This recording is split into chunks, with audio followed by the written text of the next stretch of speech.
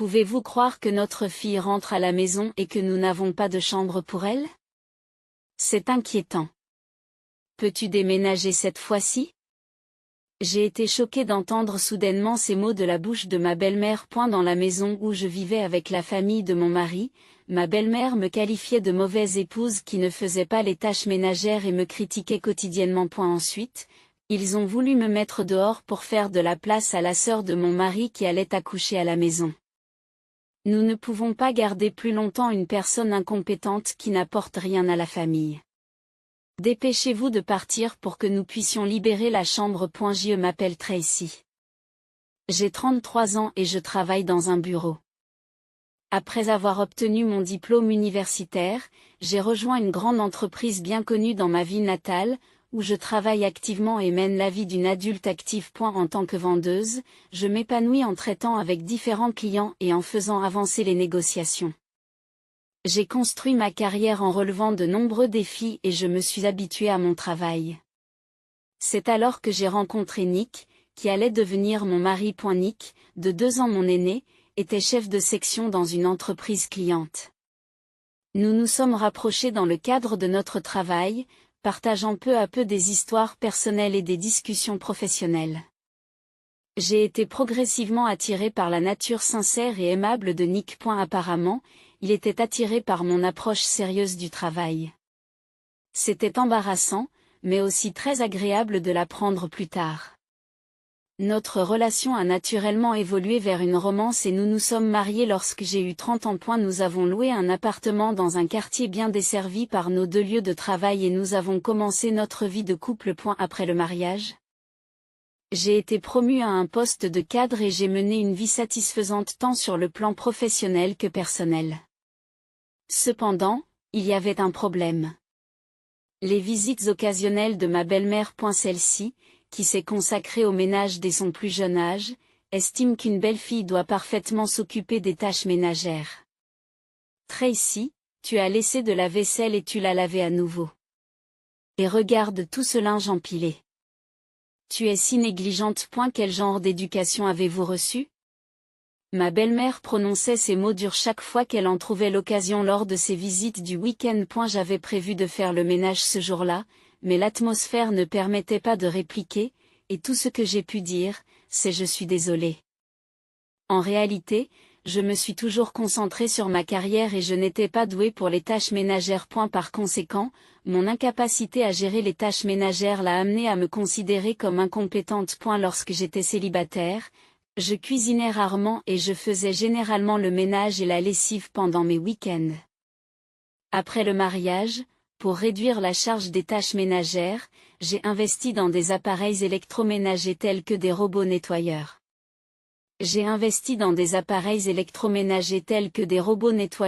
Nick comprend ma personnalité et ne me force pas à faire les tâches ménagères. Au contraire, je lui suis vraiment reconnaissante de préparer le dîner et de faire la lessive lorsqu'il rentre à la maison plutôt que moi. Maman, Tracy travaille dur tous les jours et n'a pas beaucoup de temps. Je t'en prie, ne te plains pas. Nick me défendait chaque fois que sa mère disait quelque chose, mais elle s'énervait sans écouter. Oh, ça me rappelle, Nick. Nos finances sont un peu serrées ce mois-ci. Peux-tu envoyer un peu plus d'argent à la maison? Tout à coup, ma belle-mère, auparavant contrariée, se mettait à faire des demandes effrontées avec un sourire. J'ai soupiré intérieurement en me disant que cela ne se reproduirait pas, et je me suis résignée à la situation. De nombreux membres de la famille vivent dans la maison où mes parents et Laura ont soupiré. Actuellement, les parents, le frère et les grands-parents de Nick y vivent. Il y a encore peu de temps, Lorraine, la sœur de Nick, vivait avec eux et contribuait aux dépenses du ménage en travaillant, mais elle s'est récemment mariée et a quitté la maison. Par conséquent, seuls mon beau-père et mon beau-frère travaillaient depuis lors, ce qui a entraîné une baisse des revenus du ménage, et ils en sont venus à éprouver des difficultés financières. En réalité, leurs revenus étaient inférieurs à ceux de notre ménage. Nick a commencé à soutenir financièrement le foyer de ses parents, mais sa mère nous rendait fréquemment visite, exigeant plus d'argent. Je pense qu'il était normal de refuser compte tenu du budget de notre propre ménage, mais Nick ne pouvait pas ignorer la souffrance de sa famille. Après quelques hésitations, Nick a accepté ses demandes. D'accord, j'enverrai un peu plus d'argent. C'est mon Nick. Contrairement à quelqu'un d'autre, vous comprenez. Ma belle-mère était satisfaite de sa réponse et m'a jeté un coup d'œil. Je me suis sentie mécontente, mais je n'ai pas répliqué. Je voulais m'éloigner de la famille de mon mari, mais notre maison était pratique pour faire la navette, et il était difficile de lui suggérer de déménager compte tenu de sa situation. Cependant, notre vie a changé par la suite. Il n'y avait pas de chaussures pour s'occuper des grands-parents de Nick, qui vivaient dans la maison familiale. À l'origine, ma belle-mère et Lorraine s'en occupaient, mais depuis le départ de Lorraine, la charge de la mère de Nick s'est alourdie. Il semblait que mon beau-père et mon beau-frère laissaient les femmes s'occuper des soins et ne les aidaient guère. Après en avoir discuté avec Nick, nous avons décidé de vivre avec sa famille. Comme nous n'avions pas d'enfants, j'ai accepté cette décision, mais j'ai posé une condition à Nick. Je voulais continuer à me concentrer sur mon travail au lieu d'utiliser mon salaire pour les dépenses du ménage. Je tenais absolument à conserver mon emploi et je n'avais pas l'intention de démissionner. Lorsque j'ai exprimé mon intention, Nick a accepté. Bien sûr, tu n'es pas obligé de quitter ton travail. Je ne veux pas t'impliquer dans les problèmes de ma famille, mais je suis désolé que les choses se soient passées ainsi. Nick s'est excusé. En effet, vivre ensemble pourrait augmenter les sarcasmes de ma belle-mère. C'était ma seule préoccupation, mais nous avons décidé de commencer à vivre avec sa famille, moi continuant à travailler pour subvenir aux besoins du ménage et Nick s'occupant principalement des soins et des tâches ménagères. Cependant, lorsque nous avons commencé à vivre ensemble, sa famille n'était pas satisfaite de notre arrangement. Il est absurde que Nick s'occupe des soins et des tâches ménagères. C'est le rôle de la femme, a déclaré ma belle-mère. C'était une réponse que j'avais en partie anticipée, mais je me suis demandé pourquoi de tels rôles devaient être fixés. Mes beaux-parents et mon beau-frère ont insisté sur le fait que les tâches ménagères et les soins étaient du ressort de la femme et n'ont pas changé d'avis. Ils m'ont donc ordonné de réduire mon temps de travail ou de démissionner. Cependant, si j'obtempérais, nos revenus diminueraient et nous continuerions à éprouver des difficultés financières.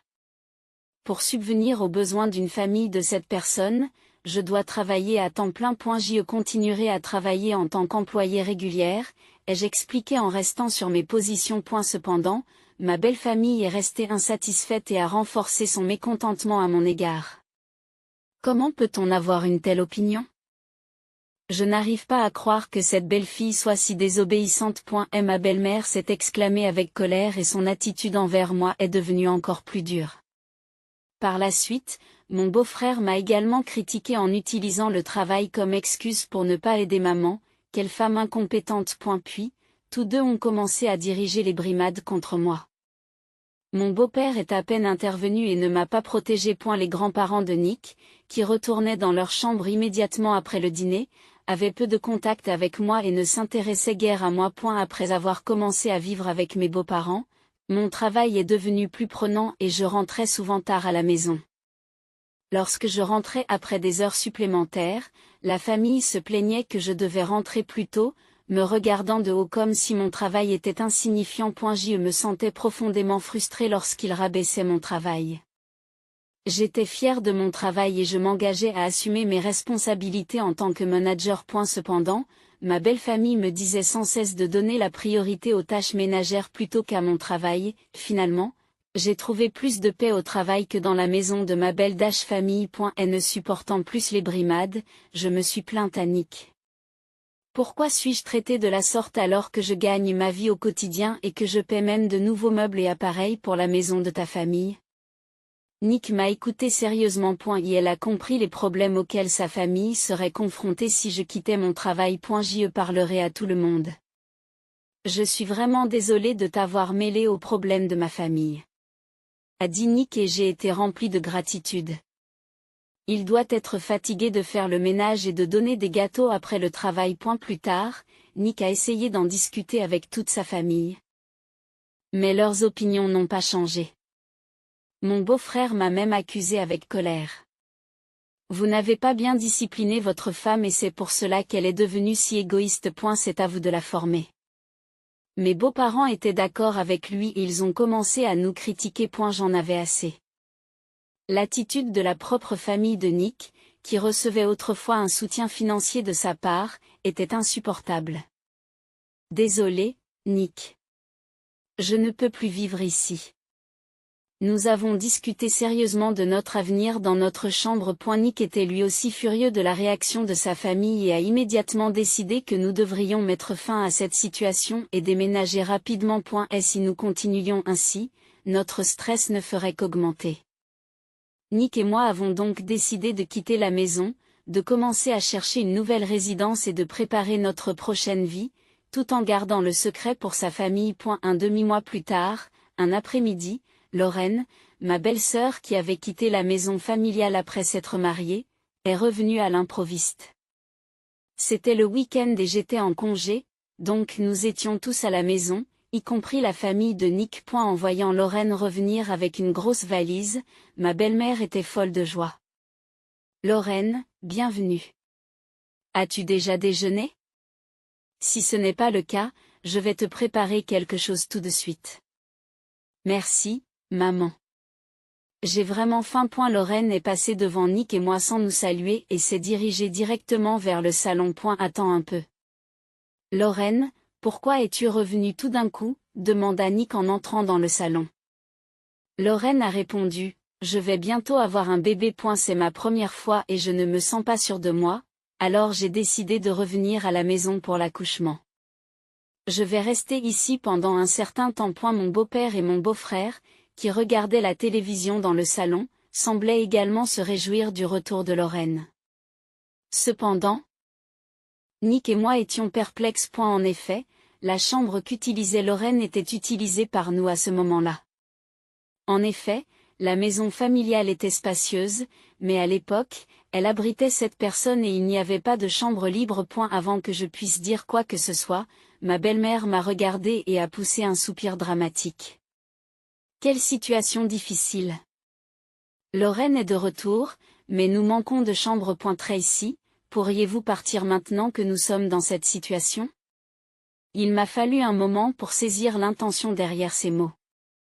La chambre que vous utilisez appartenait à l'origine à Lorraine, n'est-ce pas? Maintenant que Lorraine est de retour, il est normal de la lui rendre. Ma belle-mère l'a dit clairement. Puis elle a ri et a dit, nous ne pouvons pas garder ici une personne inutile qui n'aide à rien dans la maison, n'est-ce pas? Tout en cherchant l'accord des autres membres de la famille, mon beau-père a acquiescé, et mon beau-frère m'a regardé en riant. Attends un peu, ce n'est pas déraisonnable? A argumenté Nick, alors que j'étais encore sous le choc. Lorraine m'a alors dit avec véhémence, tu es une femme, mais tu ne t'occupes pas correctement de la maison. Ça ne sert à rien que tu sois là, pars déjà. Cependant, c'est moi qui prenais en charge la plupart des dépenses du foyer. Que arriverait-il à cette maison si je partais?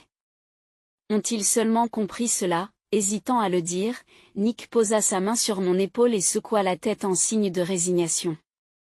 C'est bon, quittons cette maison ensemble.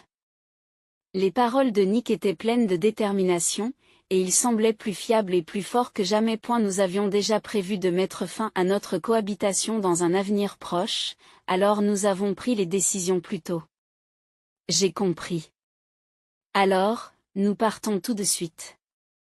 À ma réponse, toute la famille a éclaté de rire. Et la colère monta en moi contre eux, qui n'avaient pas retenu Nick, qui les avait aidés à faire le ménage et à donner le cas, et qui n'avaient rien fait d'autre pour l'aider que de rire.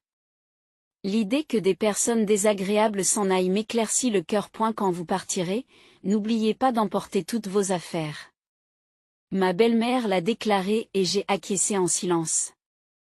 Nous avons immédiatement fait appel à une société de déménagement et avons quitté la maison familiale avec Nick ce jour-là. Le lendemain, alors que nous étions temporairement hébergés à l'hôtel, nous avons reçu un appel de ma belle-mère. Il était surprenant que ma belle-mère appelle mon téléphone portable au lieu de celui de Nick, mais comme j'avais une idée de la raison, j'ai décidé de répondre. Dès que j'ai décroché, la voix furieuse de ma belle-mère s'est fait entendre. Qu'est-ce que ça veut dire? Aujourd'hui, les déménageurs sont venus et ont emporté presque tous les meubles et appareils de la maison. C'est vous qui avez tout organisé, n'est-ce pas? Comme on me l'a reproché, j'ai simplement haussé les épaules en signe de résignation et j'ai pensé que c'était ce que j'attendais. Nick, qui se trouvait à proximité, a semblé entendre sa voix et lui a adressé un sourire. Les déménageurs que j'avais fait venir la veille ont emporté tous les biens de la maison, y compris les meubles et les appareils électroménagers. Parmi eux, il y avait de gros objets comme la table à manger et la télévision, et comme la plupart des choses avaient disparu, la famille était dans le chaos le plus complet. J'ai simplement suivi vos instructions pour emporter tous mes biens. Tout ce qui a été pris a été acheté par moi. C'est pourquoi je m'en suis débarrassé, ai-je répondu, et ma belle-mère ne savait plus où donner de la tête. Les meubles et les appareils électroménagers que nous avons achetés lorsque nous avons commencé à vivre avec eux ont tous été payés par moi. Alors que j'affirmais qu'il s'agissait de mes biens personnels. Ma belle-mère s'est contentée de répondre avec frustration. J'ai bien dit de les emporter, mais c'en est trop. Comment sommes-nous censés vivre dans une maison sans rien? Elle s'est exclamée avec colère, ce à quoi j'ai répondu calmement, maintenant que nous ne vivons plus ensemble, ce n'est plus mon problème. Cela doit être agréable d'avoir une maison spacieuse maintenant que les personnes désagréables sont parties. J'ai fermement dit cela, j'ai ignoré ma belle-mère qui se plaignait toujours, et j'ai raccroché le téléphone. Je pensais qu'elle rappellerait bientôt, mais, étonnamment, elle n'a plus donné signe de vie. Ensuite, Nick et moi avons commencé une nouvelle vie dans notre nouvelle maison. Les meubles et les appareils récupérés dans la maison familiale étaient encore en bon état, nous les avons donc installés dans notre nouvelle maison. Nous avons passé des jours paisibles, mais environ un mois plus tard, nous avons soudain commencé à recevoir des appels fréquents de la famille. Me demandant pourquoi ils nous contactaient à ce moment-là, j'ai envisagé de bloquer les appels, mais j'ai hésité car j'avais quelque chose à leur dire. Occupé par le travail et incapable de répondre au téléphone. Un jour, en rentrant à la maison, j'ai trouvé un appel en absence de ma belle-mère. Nick était encore au travail, avait dû faire des heures supplémentaires et n'était pas encore rentré à la maison. Lorsque j'ai répondu à l'appel, la voix irritée de ma belle-mère a retenti. Tu as enfin décroché. Qu'est-ce que tu veux? Demandai-je, et elle s'empressa d'ordonner, la vie est devenue difficile depuis que vous êtes partis tous les deux. Revenez à la maison. Apparemment, divers paiements avaient commencé à prendre du retard après notre départ. Avant de vivre ensemble, la maison familiale avait fait l'objet d'importants travaux de rénovation sans obstacle pour les grands-parents. Et il restait encore un prêt considérable à rembourser. Nick payait ce prêt lorsque nous vivions avec sa famille. En outre, l'argent que je gagnais était utilisé pour acheter des meubles, des appareils électroménagers et pour couvrir les dépenses mensuelles de la maison. Mais après notre départ, ils ont eu du mal à rembourser le prêt et à gérer les finances du ménage. Les frais de subsistance mensuels que je payais s'élevaient à environ $4 300. Et la famille, qui dépendait de nos revenus et dépensait sans compter, n'avait pas d'économie. Incapables de couvrir plus de $4 000 de dépenses mensuelles, ils étaient désespérés et nous ont demandé de revenir. J'ai été consterné par une demande aussi égoïste. C'est le résultat de votre politique d'expulsion des personnes qui gagnent de l'argent. Nous avons déjà commencé une nouvelle vie et n'avons pas l'intention de revenir. J'ai refusé catégoriquement. Mais ma belle-mère s'est montrée inflexible, disant, comment oses-tu? Ce n'est pas possible. Passez-moi Nick au téléphone. Nick est encore au travail et n'est pas encore rentré. En fait, nous avons déménagé dans une tour d'habitation. Nous vivons maintenant confortablement et paisiblement. Nous ne pouvons donc pas accéder à votre demande déraisonnable, expliquai-je, ce qui étonna ma belle-mère. Nick et moi cherchions secrètement une nouvelle résidence lorsque nous vivions avec sa famille. Et après avoir trouvé la tour d'habitation qui répondait à nos exigences, nous avons pu déménager immédiatement après avoir été expulsés de la maison familiale. Cela signifie-t-il que vous nous abandonnez? Ma belle-mère nous a accusés d'une voix déchirante. Vous n'avez pas le droit de nous critiquer alors que vous n'avez fait que dépendre de nos revenus et que vous avez dépensé de l'argent sans compter. S'il vous plaît, ne vous mêlez plus de nos vies, ai-je dit fermement. Dès que j'ai eu fini de parler, j'ai mis fin à l'appel sans attendre la réponse de ma belle-mère. J'étais soulagée de les avoir informés de notre déménagement dans la tour d'habitation et j'ai commencé à bloquer tous les contacts de sa famille. Cette nouvelle maison, nous l'avions gagnée au prix d'un dur labeur. Nous voulions faire une déclaration claire à sa famille, qui s'était reposée sur nous de manière responsable tout en se plaignant constamment et en vivant dans l'oisiveté. Lorsque Nick est rentré à la maison, je lui ai parlé de l'appel de sa mère. Il avait également reçu plusieurs appels sur son téléphone portable, mais ne savait pas comment réagir. Je pensais que je ne pouvais pas les abandonner parce qu'ils sont de la famille, mais j'en ai assez de m'occuper d'eux. Dit Nick, l'air découragé. Lui aussi semblait épuisé par la dépendance constante de sa famille. Par la suite, nous avons changé nos numéros de smartphone et nous avons complètement coupé les ponts avec sa famille. Comme nous avons seulement dit à ma belle-mère que nous vivions dans une tour d'habitation, ils n'ont pas pu connaître notre adresse exacte. Par la suite, Nick et moi avons passé des journées paisibles ensemble, occupés par nos rôles de manager mais nous sentant épanouis dans notre vie quotidienne. 3 ans plus tard, Nick et moi avons décidé de prendre des nouvelles de sa famille après une longue période. Depuis qu'il avait quitté le domicile familial, Nick n'avait pas rendu visite à sa famille, même à l'occasion de Thanksgiving ou de Noël, de sorte que nous n'avions aucune idée de la façon dont il vivait. En arrivant au domicile familial, nous n'avons trouvé aucun signe de la famille de Nick. La maison était à vendre et de parfaits étrangers y vivaient. C'est étrange, où tout le monde a-t-il pu aller ? s'est demandé Nick à voix haute. Rencontrant une amie de ma belle-mère qui vivait à proximité. Nous avons décidé de nous renseigner sur leur situation récente. Les événements qui se sont déroulés dans la maison familiale au cours des 3 dernières années ont alors été révélés. Lorraine était revenue pour accoucher, prétendant que c'était temporaire, mais en réalité, elle était déjà divorcée et continuait à vivre dans la maison familiale même après l'accouchement. Malgré notre départ, l'arrivée de nouveaux membres de la famille a encore pesé sur les finances du ménage. Ma belle-mère a commencé à travailler à temps partiel et Lorraine a rapidement placé son enfant à la crèche pour commencer à travailler, mais leur nuit était occupée par les tâches ménagères et la distribution des cadeaux aux grands-parents. L'épuisement dû à l'ajout de la garde d'enfants à leur vie déjà bien remplie était inimaginable. Les grands-parents de Nick ont cessé de sortir pour économiser de l'argent, mais ils ont tous deux fini par développer une démence. Ma belle-mère n'a pas eu d'autre choix que de quitter son emploi pour se concentrer sur les Cagivins, mais même avec l'aide de Lorraine, il y avait une limite à ce que les amateurs pouvaient faire. Incapables de supporter la situation, ils ont rapidement demandé à mon beau-père de placer les grands-parents dans un établissement, mais mon beau-père et mon beau-frère ont refusé de les écouter. Ils comptaient sur la pension des grands-parents et étaient réticents à dépenser de l'argent pour l'établissement. Les avis de la famille étaient donc partagés. Je ne supporte plus cette vie. J'ai atteint ma limite. La mère de Nick a poussé un cri d'agonie et a quitté la maison avec Lorraine et son petit enfant. Laissés seuls, mon beau-père et mon beau-frère n'ont pas pu s'occuper des grands-parents atteints de démence.